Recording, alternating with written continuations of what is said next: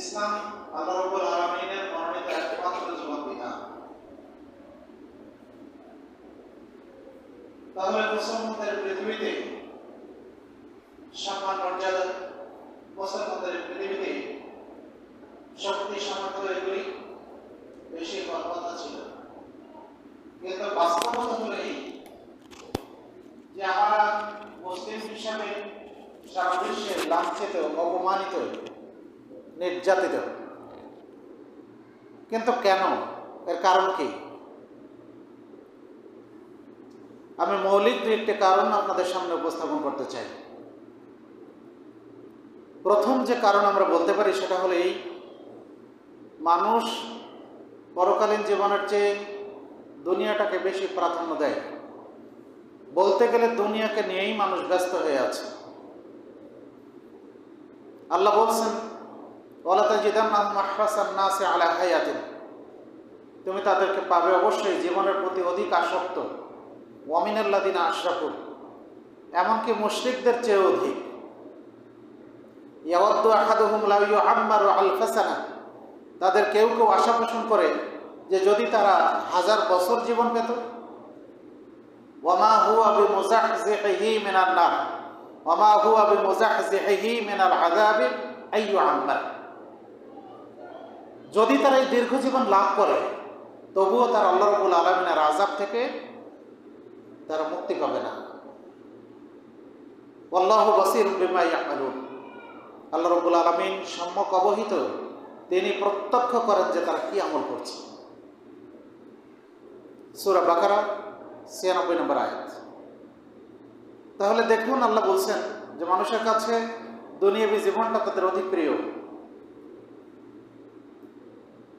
এমনকি মুশরিক যারা ইসলামকে, যারা পরকালকে বিশ্বাস করে না, আল্লাহকে বিশ্বাস করে না, রাসূল সাল্লাল্লাহু আলাইহি সাল্লামের বিধানকে যারা বিশ্বাস করে না, তারা তো মুশরিক। তাহলে মুশরিকদের কাছে দুনিয়াটা এইটা প্রাধান্য পাবে, এটাই সঠিক। কিন্তু মুসলমানদের মধ্যে এমন মানুষ আছে যারা মুশরিকদের চেয়ে বেশি দুনিয়াকে প্রাধান্য দেয়, দুনিয়ার প্রতি তারা বেশি আসক্ত। রাসূলুল্লাহ সাল্লাল্লাহু আলাইহি ওয়াসাল্লামের হাদিস, সাওবান রাদিয়াল্লাহু আনহু থেকে বর্ণিত, তিনি বলেন রাসূলুল্লাহ সাল্লাল্লাহু আলাইহি ওয়াসাল্লাম বলেছেন, ইউশিকু আন তাদাই আলাইকুমুল উমামা মিন কুল্লি উফুকিন কামা তাদাই আলাল উকলাতি আলা কাসআতিহা, অচিরেই পৃথিবীর সমস্ত জাতি তোমাদের বিরুদ্ধে ঐক্যবদ্ধ হবে।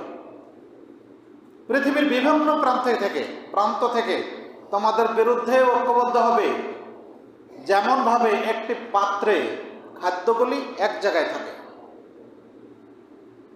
ক্বালা কাইলুন, এক ব্যক্তি বলল, ইয়া রাসূলুল্লাহ আমিন কিল্লাতিন ইয়াউমাইযিন, আল্লাহর রাসূল, সেদিনকে আমাদের সংখ্যা কম হবে? তিনি বললেন, কুনতুম ইয়াউমাইযিন কাসীরান, তোমরা সেদিন অধিক হবে, সংখ্যায় বেশি হবে। ওয়ালাকিন্না তাকুনুনা গুসাআন কাগুসাইস সাইল, কিন্তু সেদিন তোমরা বানে ভেসে যাওয়া আবর্জনার মতো পরিণত হবে। ইয়ানসাউল মুহাবাতা মিন কুলুবি আদুবিকুম, তোমাদের শত্রুদের অন্তর থেকে তোমাদের প্রতি যে ভীতি, ভয়, এটা তুলে নেওয়া হবে। ওয়ায়াজআলু ফি কুলুবিকুমুল ওয়াহন, তোমাদের অন্তরে প্রবিষ্ট করানো হবে ওহান। সাহাবায়ে কেরাম বললেন, আল্লাহ রাসূল, মাল ওয়াহন, ওয়াহনটা কি?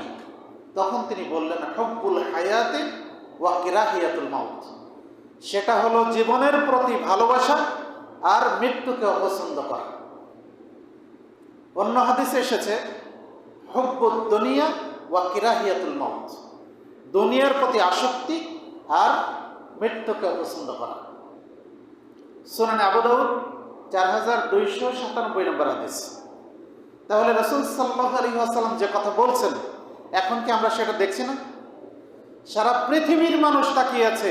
ছোট্ট একটা রাষ্ট্র ইসরায়েল, এই ইসরায়েল আজকে শুধু মুসলমানদের না, প্রত্যেক জায়গায় তারা ক্ষমতা বিস্তার করছে। তাহলে কারণটা কি? কারণ হলো এই যে আমরা দুনিয়ার প্রতি অধিক আসক্ত, আমরা দুনিয়াটাকে প্রাধান্য দিচ্ছি, দিন থেকে, ধর্ম থেকে আমরা আজকে বহু দূরে অবস্থান করছি। আবু সাঈদ খুদরী রাদিয়াল্লাহু আনহু থেকে বর্ণিত, তিনি বলেন রাসূলুল্লাহ সাল্লাল্লাহু আলাইহি ওয়াসাল্লাম বলেছেন, ইন্নাদ দুনিয়া হুলওয়াতুন খাযিরাতুন, নিশ্চয়ই দুনিয়া হচ্ছে সুমিষ্ট এবং সবুজ শ্যামল। ওয়া ইন্নাল্লাহা মুস্তাখলিফাকুম ফিহা, আর আল্লাহ রাব্বুল আলামিন তোমাদেরকে এখানে প্রতিনিধিত্ব দান করেছেন, স্থলাভিষিক্ত করেছেন। ফায়ানজুরু কাইফা তা'মালুন, অতঃপর আল্লাহ লক্ষ্য করবেন তোমরা কি আমল করো। ফাত্তাকুদ দুনিয়া ওয়াত্তাকুন নিসা, তোমরা দুনিয়া থেকে দূরে থাকো, দুনিয়ার আসক্তি থেকে বেঁচে থাকো, নারীদের থেকে তোমরা দূরে থাকো। ফাইন্না আউয়ালু ফিতনাতি বনি ইসরাঈল কানাত ফিন নিসা, কেননা বনি ইসরাঈলের প্রথম ফিতনা যেটা ছিল সেটা হলো নারীদের সম্পর্কে। সহিহ মুসলিম 2742। তাহলে রাসূল সাল্লাল্লাহু আলাইহি সাল্লামের নির্দেশনা হচ্ছে দুনিয়া থেকে দূরে থাকো, দুনিয়ার আসক্তি থেকে বেঁচে থাকো, দুনিয়ার জন্য আষ্টে পৃষ্ঠে লিপ্ত হয়ে যাও না। উকবা বিন আমির রাদিয়াল্লাহু আনহু থেকে বর্ণিত, তিনি বলেন সাল্লাল্লাহু নবী সাল্লাল্লাহু আলাইহি ওয়াসাল্লাম আলা কতলি ওয়াহদ, আল্লাহ রাসূল সাল্লাল্লাহু আলাইহি ওয়াসাল্লাম উহুদের শহীদদের উপরে জানাজার সালাত আদায় করলেন। সুম্মা সাইদাল মিম্বার, অতঃপর তিনি মিম্বারে আরোহণ করলেন। কাল মুআদ্দা লিল আহইয়া ওয়াল আমওয়াত, যেন তিনি জীবিত মৃত সবাইকে বিদায় জানানোর জন্য সেখানে তিনি আরোহণ করেছেন। সুম্মা ক্বাল, অতঃপর তিনি বললেন, ইন্নী লাস্তু আখশা আলাইকুম আন তুশরিকু বা'দি, আমি এই ভয় করছি না যে আমার পরে তোমরা শিরকে লিপ্ত হবে। ওয়ালাকিন আখশা আলাইকুমুদ দুনিয়া, আমি ভয় করছি তোমাদের উপরে যে তোমরা দুনিয়ার প্রতি আসক্ত হবে। ফাতানাফাসু ফিহা ওয়া তাকতাতিলু, তোমরা দুনিয়া নিয়ে প্রতিযোগিতায় লিপ্ত হবে আর তোমরা একে অপরের হত্যা যজ্ঞে লিপ্ত হবে। ফাতাহলিকু, ফলে তোমরা ধ্বংস হবে। কামা হালাকা মান কানা ক্বাবলাকুম, যেমন ভাবে তোমাদের পূর্ববর্তী যারা ছিল তারা ধ্বংস হয়েছে। দেখুন, আজকের পৃথিবীতে আপনি আমি ইবাদতের জন্য যতটুকু সময় কাটাই, তার চেয়ে বৈষয়িক জীবনে আমার দুনিয়াতে সম্পদ, অর্থ, বিত্ত, বৈভব এগুলি বেশি করতে হবে, এই জন্য আমরা সবাই ব্যস্ত। অথচ আল্লাহ রাব্বুল আলামিন আপনাকে আমাকে দুনিয়াতে পাঠিয়েছিলেন তার ইবাদত করার জন্য। তাহলে ইবাদতটা হবে আমাদের মূল, আর ইবাদতের জন্য আমাকে খেতে হয়, পড়তে হয়, আমাকে কোনো জায়গায় বাসস্থানে নিরাপদে থাকতে হয়, এগুলি ইবাদতের জন্য আনুষঙ্গিক, এটা ইবাদতের জন্য সহায়ক, কিন্তু এইটা মৌলিক নয়। কিন্তু বর্তমান সমাজে আজকে এই জিনিসগুলি মৌলিক হয়েছে, ইবাদতটা গৌণ হয়েছে। আমাদের ছেলেমেয়ের বয়স যখন 12-15 হয়ে যায়, যখন তারা প্রাপ্তবয়স্ক হয়ে যায়, আমরা তাকে সালাতের আদেশ দিতে কার্পণ্য করি, আমরা দ্বিধা করি, বয়স কেবল এত হলো।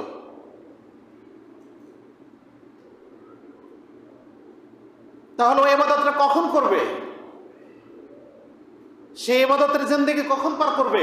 যখন বয়স তার 20, 25, 30 হবে, তখন সে কিছুটা চাইলে ইবাদত করে, না চাইলে না করে, এমন অবস্থা। কিন্তু যখন আমাদের মধ্যে দাড়ি লাল হয়ে যায়, সাদা হয়ে যায়, তখন মনে করে আর তো বেশি দিন বাঁচবো না, এবার বেশি করে করা দরকার। তখন যেটা ইবাদত সেটাও করে, যেটা বেদাত সেটাও করে, কারণ তো জানে না, আগে থেকে অভ্যস্ত নয়, দিন সম্পর্কে অজ্ঞ, সুতরাং সে সবই করতে থাকে।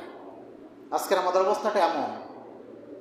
সুতরাং প্রথম যে কারণ আজকে আমাদের লাঞ্ছিত হওয়ার, আমাদের নির্যাতিত হওয়ার, আমাদের এই দুর্বলতার প্রথম কারণ হলো আমরা দুনিয়ার প্রতি আসক্ত। 2 নম্বর কারণ হলো আমরা পৃথিবীর মানুষ আজকে দেখেন, পাপকে পরিহার করা দরকার ছিল, কিন্তু আমরা প্রত্যেকেই পাপে আমাদের আকণ্ঠ নিমজ্জিত, আমাদের বলা যায় একবার পুরোপুরি আমরা পাপে নিমজ্জিত হয়ে আছি। আল্লাহ বলছেন ওয়াল্লাযীনা কাসাবুস সাইয়্যাত, আর যারা পাপ করেছে, জাযাউ সাইয়্যাতিন বিমিসলিহা ওয়া তারহাকুহুম যিল্লাহ, এই পাপের পরিণতি অনুরূপই হবে, আর লাঞ্ছনা তাকে পাকড়াও করবে। ওমা লাহুম মিনাল্লাহি মিন আসিম, আল্লাহর পক্ষ থেকে তার জন্য কোনো সাহায্যকারী পাবে না। কান্নামা উগশিয়াত উজুহুহুম কিতআম মিনাল লাইলি মুযলিমা, যেমন তাকে রাত্রির একটা তিমিরাচ্ছন্ন অবস্থা তাকে যেন আচ্ছন্ন করে রেখেছে। উলাইকা আসহাবুন নার হুম ফিহা খালিদুন, তারাই হচ্ছে জাহান্নামী, জাহান্নামে তারা চিরস্থায়ীভাবে থাকবে। বলেন তো সমাজে এমন কোন মানুষটা আছে যে পাপ করে না? এমন কোন মানুষ পাওয়া যাবে? সমাজে এমন কোন মানুষ পাওয়া যাবে না যে পাপ করে না। তাহলে যে লোকটা পাপ করে, আল্লাহর অবাধ্য হয়, আল্লাহ কি তাকে সহযোগিতা করবেন? আল্লাহ কি তাকে সম্মানিত করবেন? কোশ্চেন কালো না, এটা ভাবাও যাবে না। সারাদিন অবাধ্যতা করে, সারাদিন ইসলাম বিরোধী কাজ করে আপনি সালাতের সময় এসে আল্লাহর সামনে দাঁড়াবেন আর আল্লাহ আপনাকে সম্মানিত করবেন, এটা ভাবাটাই হোক। দুনিয়ার মানুষ যদি আজকে পাপাচার ছেড়ে দিত, তাহলে আল্লাহ রাব্বুল আলামিন আমাদেরকে অবশ্যই ফেরেশতা দিয়ে সহযোগিতা করতেন। বদর যুদ্ধে 1000 সুসজ্জিত বাহিনীর বিরুদ্ধে 313 জন মুসলিম সৈন্য নিরস্ত্র বাহিনী, আল্লাহ যদি তাদেরকে সহযোগিতা করতে পারেন, তাহলে সেই আল্লাহ এখনো আছেন, তিনি আপনাকে আমাকে ফেরেশতা দিয়ে সহযোগিতা করতে পারেন। কিন্তু করেন না কেন? করেন না এই জন্য আমরা অবাধ্যতায় লিপ্ত হয়ে আছি, আমরা পাপাচারে লিপ্ত হয়ে আছি। শয়তান একটা মাত্র আল্লাহর নির্দেশ অমান্য করার কারণে সে যদি ইবলিস শয়তানে পরিণত হতে পারে, জান্নাত থেকে সে যদি বহিষ্কৃত হতে পারে, সে যদি শয়তানে পরিণত হতে পারে, তাহলে আমি আপনি প্রতিদিন এই 24টি ঘন্টায় আপনি হিসাব করে দেখেন যে আমরা কতটা আল্লাহর নির্দেশ অমান্য করছি। তাহলে আমি আপনি আল্লাহর নির্দেশ অমান্য করব আর আল্লাহ রাব্বুল আলামিন আপনাকে আমাকে সম্মানিত করবেন? এটা কি কখনো হয়? এটা কখনো হতে পারে না। সুতরাং এই কারণে আজকে পৃথিবীর মানুষ, প্রত্যেকটি মানুষ আজকে দেখবেন সে কোনো না কোনো পর্যায়ে, জীবনের কোনো না কোনো পর্যায়ে লাঞ্ছিত হচ্ছে। যদি আমরা সামগ্রিকভাবে বলি, তাহলে সারা পৃথিবীর মুসলিম আজকে অমুসলিমদের দ্বারা লাঞ্ছিত, নিপীড়িত, নির্যাতিত, অপমানিত। যদি আমরা আল্লাহর আনুগত্য করতাম, তার যদি বাধ্য হতাম, তাহলে আল্লাহ আমাদেরকে অবশ্যই এভাবে লাঞ্ছিত করতেন না। আল্লাহ বলছেন, আদাল্লাহুল্লাযীনা আমানু মিনকুম ওয়া আমিলুস সালিহাতি লা ইস্তাখলিফান্নাকুম ফিল আরদ। আল্লাহ ওয়াদা করেছেন যে তোমাদের মধ্যে যারা ঈমান আনবে এবং আমলে সালেহ করবে, আল্লাহ দুনিয়াতে তাকে প্রতিষ্ঠিত করবেন, তাকে ক্ষমতা দান করবেন। তাহলে এটা আল্লাহর ওয়াদা। আমি আপনি সে প্রকৃত ঈমান আর প্রকৃত আমলে সালেহ আমরা কি করতে পেরেছি? যদি পারতাম, তাহলে অবশ্যই আল্লাহ রাব্বুল আলামিন তিনি যা বলেন তা কখনো রদ হয় না, তার বিপরীত তিনি কখনো করেন না। আমরা অবশ্যই সম্মানিত হতাম, কিন্তু আমরা সেই জায়গা থেকে অনেক দূরে অবস্থান করছি। 3 নম্বর কারণ, আল্লাহ বলছেন, ইয়া আইয়ুহাল্লাযীনা আমানু আতিউল্লাহ ওয়া আতিউর রাসূল ওয়ালা তানাযাউ ফাতাফশালু ওয়া তাযহাবা রিহুকুম। হে ঈমানদারগণ, আল্লাহর আনুগত্য করো, রাসূলের আনুগত্য করো, পরস্পর মতভেদ সৃষ্টি করো না, তাহলে ফাতাফশালু, তোমরা দুর্বল হয়ে যাবে, ওয়া তাযহাবা রিহুকুম, তোমাদের শক্তি চলে যাবে। আমাদের মধ্যে কি এই কারণগুলি আছে না? আমরা না আল্লাহর আনুগত্য করি পরিপূর্ণভাবে, আমরা না রাসূলের আনুগত্য করি পরিপূর্ণভাবে। ইসলাম আল্লাহর মনোনীত দিন। আল্লাহ বলছেন, ইন্নাদ দীনা ইনদাল্লাহিল ইসলাম, আল্লাহর নিকটে মনোনীত দিন হচ্ছে ইসলাম। পরের আয়াতে একটু দূরে গিয়ে আল্লাহ বলছেন, ওয়া মান ইয়াবতাগি গায়রাল ইসলামি দীনান ফালা ইউকবালু মিনহু ওয়া হুয়া ফিল আখিরাতি মিনাল খাসিরিন। যে ব্যক্তি ইসলাম ব্যতীত অন্য কোনো দিন তালাশ করে, তার পক্ষ থেকে ওটা কবুল করা হবে না, সে ক্ষতিগ্রস্তদের অন্তর্ভুক্ত হবে, সে পরকালীন জীবনে ক্ষতিগ্রস্তদের অন্তর্ভুক্ত হবে। তাহলে আমি আপনি সালাতে, সিয়ামে, হজে, যাকাতে ইসলামের নির্দেশনা মানি, কিন্তু যখন আমি বৈশ্বিক জীবনে যাই, তখন আমরা কি ইসলামের নির্দেশনা মানি? আমি হাটে ঘাটে, বাজারে, আমার বাড়িতে, আমার পরিবারে, আমার সমাজে আমি কি ইসলামকে পরিপূর্ণভাবে মানছি? আমি কি আল্লাহ এবং আল্লাহর আনুগত্য করছি? সুতরাং প্রত্যেকটি পদে পদে আপনি আমি ইসলাম বিরোধী কাজ করি, আল্লাহ এবং আল্লাহ রসুলের বিরোধিতা করি, তাহলে আল্লাহ কি আপনাকে আমাকে সহযোগিতা করবেন? তিনি কি আপনাকে আমাকে সাহায্য করবেন? তিনি কি আপনাকে আমাকে সম্মানিত করবেন? কোশ্চেন কালেও নয়, সম্মানিত অবশ্যই নয়, বরং আল্লাহ রাব্বুল আলামিন আমাদেরকে অবশ্যই শাস্তি দিবেন। আল্লাহ বলছেন, ওয়ালাকাদ যারা'না লিজাহান্নামা কাসীরাম মিনাল জিন্নি ওয়াল ইনস লাহুম কুলুবুন লা ইয়াফকাহুনা বিহা ওয়া লাহুম আ'য়ুনুন লা ইবসিরুনা বিহা ওয়া লাহুম আযানুন লা ইয়াসমাউনা বিহা উলাইকা কাল আনআম বাল হুম আযাল। আমি কতক মানুষকে এবং কতক জিনকে জাহান্নামের জন্য সৃষ্টি করেছি। ওদের অন্তর আছে কিন্তু ওরা বোঝে না, ওর চোখ আছে কিন্তু ও দেখে না, ওর কান আছে কিন্তু ও শোনে না। তারা হচ্ছে চতুষ্পদ জন্তুর মতো, বরং তার চেয়েও তারা পথভ্রষ্ট। তাহলে হৃদয় আছে, অন্তর আছে, কোনটা হক আর কোনটা বাতিল এটা পার্থক্য করার মতো ক্ষমতা আল্লাহ আপনাকে আমাকে দিয়েছেন। কিন্তু আমরা কি সেটা করি? আমরা সেটা করতে শিখিনি, এটা চেষ্টা করি না। আল্লাহ আপনাকে আমাকে চোখ দিয়েছেন দেখার জন্য, আল্লাহর নির্দেশিত পথে চলার জন্য। আমি দেখবো চোখ দিয়ে ভালো কোনটা, কোনটা খারাপ, পার্থক্য করে যেটা ভালো সেটা গ্রহণ করব, যেটা খারাপ এটা বর্জন করব। কিন্তু আমরা কি সেটা করি? আমরা সেটা করি না, তার বিপরীতটা করি। আল্লাহ আপনাকে আমাকে কান দিয়েছেন আল্লাহর বাণী শোনার জন্য, তার বিধান এটা শুনে মানার জন্য, আমল করার জন্য। কিন্তু আমি আপনি আল্লাহ বিরোধী জিনিসগুলি আমি আপনি শুনি, এবং সেখানেই যেন আমাদের আগ্রহটা বেশি, ওইখানে আমাদের ইন্টারেস্ট বেশি। তাহলে সেই আল্লাহ আপনাকে আমাকে সম্মানিত করবেন? সেই আল্লাহকে আপনাকে আমাকে শক্তিশালী করবেন? না, এটা হতে পারে। আবু হুরায়রা রাদিয়াল্লাহু আনহু থেকে বর্ণিত, তিনি বলেন, রাসূলুল্লাহ সাল্লাল্লাহু আলাইহি ওয়াসাল্লাম বলেছেন, কুল্লু উম্মতি ইয়াদখুলুনাল জান্নাহ ইল্লা মান আবা। আমার সমস্ত উম্মতি জান্নাতে প্রবেশ করবে, কিন্তু যারা অস্বীকারী তারা নয়। সাহাবায়ে কেরাম বললেন, ইয়া রাসূলুল্লাহ ওয়া মান ইয়াবা, হে আল্লাহর রাসূল, কারা আপনাকে অস্বীকার করে? তিনি বলছেন, মান আতাআনি দাখালাল জান্নাহ, যে ব্যক্তি আমার আনুগত্য করে সেই জান্নাতে প্রবেশ করবে। আর যে ব্যক্তি ওমান আসানি ফাকাদ আবা, যে ব্যক্তি আমার নাফরমানি করে সেই হচ্ছে আবা, অস্বীকারী, জান্নাতে যেতে অস্বীকার করে। আপনি আধ্যাত্মিক জীবনে, ইবাদতের ক্ষেত্রে একজনের মুরিদ, আপনি একজনকে আনুগত্য করেন, একজনের অনুসরণ করেন। আপনি বৈষয়িক জীবনে, অর্থনীতির ক্ষেত্রে আপনি পুঁজিবাদের পূজা করেন। আপনি রাজনৈতিক ক্ষেত্রে আপনি তথাকথিত গণতন্ত্রের পূজা করেন। আপনি সমাজের ক্ষেত্রে আপনি সমাজতন্ত্রের পূজা করেন। তাহলে আমি আপনি আল্লাহ এবং আল্লাহ রাসূলের আনুগত্য কোথায় রাখছি? সুতরাং কেবল আপনি মনে করছেন ৫ ওয়াক্ত সালাত আদায় করা, রমজান মাসে সিয়াম পালন করা, আর সম্পদ থাকলে যাকাত দিলাম, হজ করলাম, বাস আমি জান্নাতে চলে যাব। ইসলাম কি এই 5টা জিনিসের নাম? নাকি ইসলাম একটা কমপ্লিট কোড অফ লাইফ? ইসলাম একটা পরিপূর্ণ জীবন বিধান। তাহলে জীবন বিধান শুধু এই নয় যে আধ্যাত্মিক জীবনে কেবল আমাকে পথ দেখাবে, আর আমার জীবনের বৃহত্তর ক্ষেত্র, সেই সব ক্ষেত্রে ইসলামের কোনো দিক নির্দেশনা নাই। এর অর্থ কি এটা? এর অর্থ এটা নয়। আল্লাহ বলছেন, আল ইয়াউমা আকমালতু লাকুম দীনাকুম, আজকের দিনে আমি আমার দিনকে তোমাদের জন্য পরিপূর্ণ করে দিলাম। তাহলে এই দিন পরিপূর্ণ।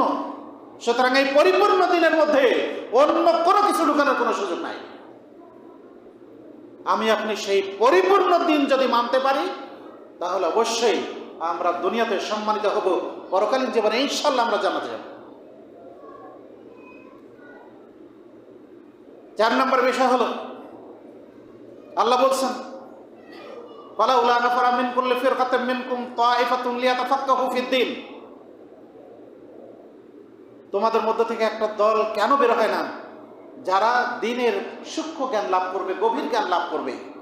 অতঃপর যখন তারা বের হয়ে আসবে, তার কওমের দিকে ফিরে আসবে, তখন তাদেরকে তারা সতর্ক করবে। কিসের থেকে? জাহান্নাম থেকে সতর্ক করবে। তাদেরকে শিরক বিদআত থেকে, কুফর থেকে, নিফাক থেকে সতর্ক করবে।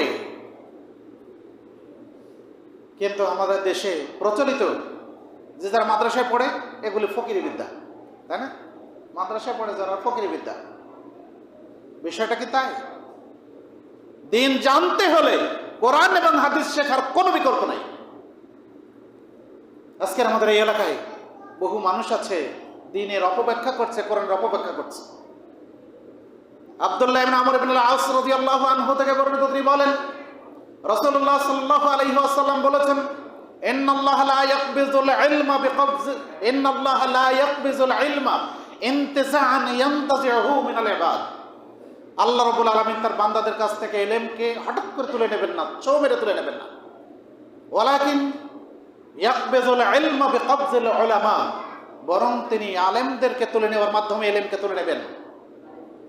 ইত্তাখাযান নাসু রুউসান জুহালান, মানুষ তখন জাহেলদেরকে নেতা হিসেবে গ্রহণ করবে। ফাসুইলু, অতঃপর তাদের নিকটে দিন সম্পর্কে জিজ্ঞাসা করা হবে। ফাফতাউ বিগাইরি ইলমিন, অজ্ঞভাবে তারা ফতোয়া দিবে। ফাযাল্লু ওয়া আযাল্লু, ফলে তারা নিজেরাও পথভ্রষ্ট হবে, অন্যদেরকেও পথভ্রষ্ট করবে। সহিহ বুখারী হাদিস নাম্বার 100। তাহলে আজকের অবস্থা, আমাদের মধ্যে এরকম দাড়ি টুপিওয়ালা লোক, সে বোঝে না দিনের নির্দেশ কোনটা, কোনটা দিনের নির্দেশ আর কোনটা দিনে নিষেধ, এটা সে বোঝে না, জানে না।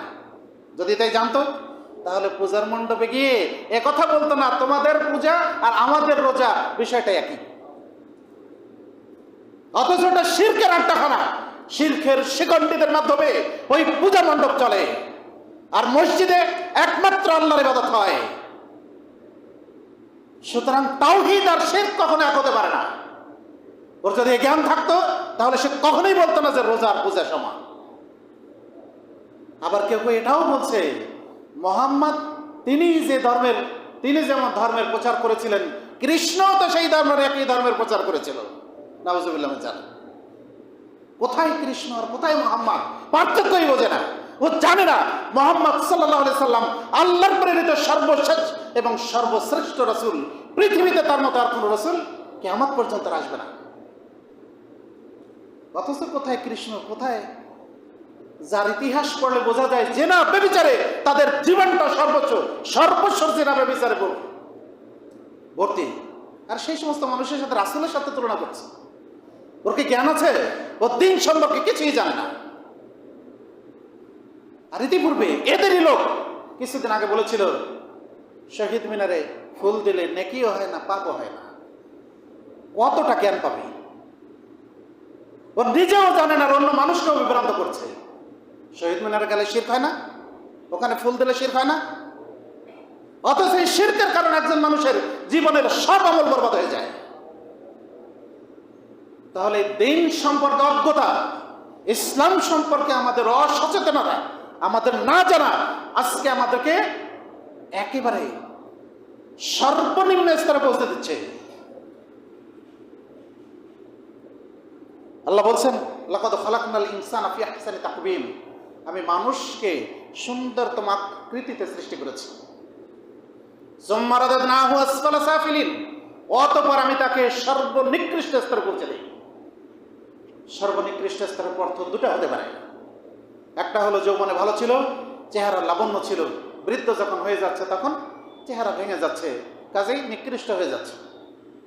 আর একটা অর্থ হলো এই, যদি মানুষ আল্লাহ রাব্বুল আলামিনের বিধান মানে দুনিয়াতে সে সম্মানিত হবে, পরকালে সে অবশ্যই সম্মানিত হবে। আর যদি দুনিয়াতে আল্লাহ রাব্বুল আলামিনের বিধান না মানে, তাহলে সে তার পরকালীন জীবনে লাঞ্ছিত হবে, সর্বনিম্ন স্তরে পৌঁছে যাবে। আজকের আমাদের অবস্থা হচ্ছে তাই। দিন সম্পর্কে না জানার কারণে, না বোঝার কারণে আজকে আমরা বড় বড় দলের দোহাই দিয়ে ইসলামী দলের নাম করে আবার পূজা মণ্ডপ পাহারা দিচ্ছি। কি আশ্চর্য! আজই মদের উপরে ইসলামী লেবেল লাগালে যেমন ওটা ইসলামী মদ হতে পারে না, ঠিক তেমনি ভাবে গণতন্ত্রের উপরে ইসলামী লেবেল লাগালে ওটা কখনো ইসলামী গণতন্ত্র হতে পারে না। অথচ আজকে সেটা বলা হচ্ছে ইসলামী গণতন্ত্র করি আমরা। রাসূলুল্লাহ সাল্লাল্লাহু আলাইহি ওয়াসাল্লাম 622 খ্রিস্টাব্দে মদিনায় হিজরত করেছিলেন। সেখান থেকে হিজরি সনস্বরূপ রাসূল ইন্তেকাল করলেন 11 হিজরিতে। তাহলে 622 সাথে 11 যোগ করলে কত হয়? 633, তাই না? তাহলে 633 খ্রিস্টাব্দে ওহী বন্ধ হয়ে গেছে, আর দুনিয়াতে নতুন করে কোনো ওহী আসবে না। আর এদেশে গণতন্ত্র চালু হয়েছে পৃথিবীতে 1833 খ্রিস্টাব্দের পরে, 30 খ্রিস্টাব্দের পরে। তাহলে ওটা কি করে ইসলামী হয়? ওটা কি ইসলামী হতে পারে? অথচ আজকে তথাকথিত কিছু মানুষ বলছে ইসলাম গণতন্ত্র। কি আজীব! গণতন্ত্র মানে কি? অধিকাংশ রায় চূড়ান্ত, তাই না? অথচ আল্লাহ বলছেন ওয়াইন তুতি আকসারা মান ফিল আরদি ইউযিল্লুকা আন সাবিলিল্লাহ, যদি তুমি অধিকাংশ মানুষের অনুসরণ করো তাহলে তারা তোমাকে আল্লাহর পথ থেকে বিচ্যুত করে দেবে। তাহলে অধিকাংশ রায় কখনো চূড়ান্ত হতে পারে না, বরং ওহীর বিধানে চূড়ান্ত, কোরআন হাদিসের বিধানে চূড়ান্ত। সুতরাং আপনার আমার জ্ঞানটা সঠিক হওয়া দরকার। এই দিন সম্পর্কে না জানার কারণে আজকে আমাদের সমাজে, আজকে আমাদের দেশে, আজকে আমাদের জাতি জাতিতে বিভক্তি হচ্ছে। আমাদের জাতিগুলো আজকে অবক্ষয়ের অতল তলে তলিয়ে যাচ্ছে, জানে না ইসলাম কি আর ইহুদি খ্রিস্টান ওই ধর্ম কি ওর জানে না। না জানার কারণে আজকে এই মন্তব্যগুলি করছে। আর এই জ্ঞান নিয়েই সে আমাদের নেতৃত্ব দেওয়ার জন্য চেষ্টা করছে। তাহলে বোঝেন দেশের অবস্থা কি হবে যদি তারা ক্ষমতায় যায়, পরিস্থিতিটা কি হবে? পরিস্থিতি অত্যন্ত ভয়াবহ হবে। বরং হওয়া দরকার ছিল এই কোরআন এবং সহিহ হাদিস সবকিছুর ঊর্ধ্বে স্থান দিয়ে আগে মানতে হবে, তারপর অন্য কিছু।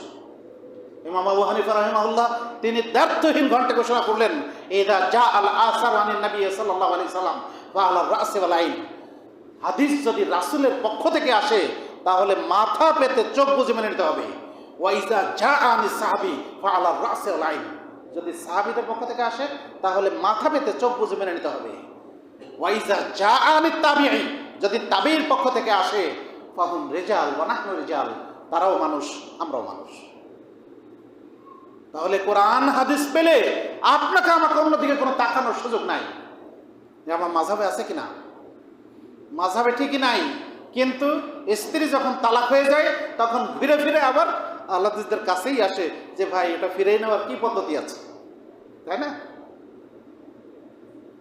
এটা বাস্তবতা।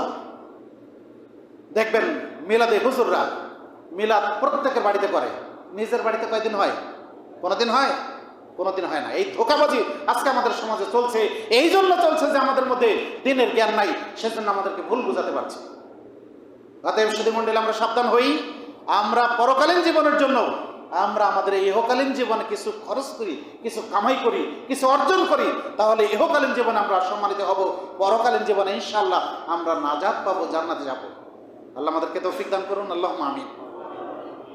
সেই সাথে দিন নিজে যেমন জানতে হবে, নিজে মানতে হবে, অন্যদেরকে এর পথে দাওয়াত দিতে হবে, না হলে সমাজটা দিন বিরোধী মানুষে ভরে যাবে। এই সমাজ দিন বিরোধী মানুষে ভরে যাবে। সুতরাং সেজন্য দাওয়াতি কার্যক্রম অব্যাহত থাকতে হবে। আজকে আমি কর্তৃপক্ষকে ধন্যবাদ জানাই, বিশেষ করে তাওহীদ লাইব্রেরি এবং এই মসজিদের কর্তৃপক্ষ যারা আছেন, এই এলাকার মুরব্বিয়ান, তাদেরকে ধন্যবাদ জানাই এরকম একটা আয়োজন করার জন্য। যদি সম্ভব হয় প্রত্যেক মাসে মাসে করেন। মানুষকে যত বেশি নসিহত করা যাবে তত বেশি তাদের ঈমানি শক্তি বৃদ্ধি পাবে। আর যত মানুষ এই নসিহত থেকে দূরে থাকবে তত মানুষ দিন থেকে, ঈমান থেকে দূরে চলে যাবে। এই জন্য আপনাদেরকে ধন্যবাদ জানাই, মোবারকবাদ জানাই যে আপনারা এই ধরনের অনুষ্ঠান আয়োজন করেছেন, আপনারা উপস্থিত হয়েছেন। আরও ধন্যবাদ জানাই আপনাদের এখানে দিনের চর্চা হওয়ার জন্য, দিন শেখার জন্য একটা মাদ্রাসা তৈরি হয়েছে। আমি আপনাদের কাছে আবেদন করব, আপনারা প্রত্যেকেই আপনার প্রতিদিনের ইনকাম থেকে যদি 10 টাকা পারেন 10 টাকা দেবেন, যদি 10,000 পারেন 10,000 দেবেন। প্রতিদিন হয়তো 10,000 দেওয়া সম্ভব হবে না, কিন্তু যখন পারবেন তখন দিবেন। এই এলেমের এই কারখানাকে জারি রাখতে হবে, তাহলে এলাকা আলোকিত হবে। যদি কারখানা বন্ধ হয়ে যায় এলাকায় অন্ধকার নেমে আসবে। সুতরাং এই আলো অবশ্যই প্রজ্বলিত রাখতে হবে।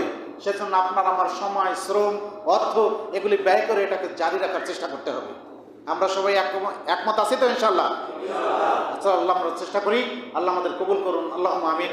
পরিশেষে আমি আপনাদের সবাইকে ধন্যবাদ ও মোবারকবাদ জানিয়ে আমি আপনাদের কাছে আত-তাহরিক পাঠ করার জন্য বিনীতভাবে আবেদন রেখে আমি আমার কথা এখানে শেষ করছি। আকুলু কওলি হাযা আস্তাগফিরুল্লাহ লি ওয়া লাকুম ওয়া লিসাইরিল মুসলিমিন। ওয়াসসালামু আলাইকুম ওয়া রাহমাতুল্লাহি ওয়া বারাকাতুহু।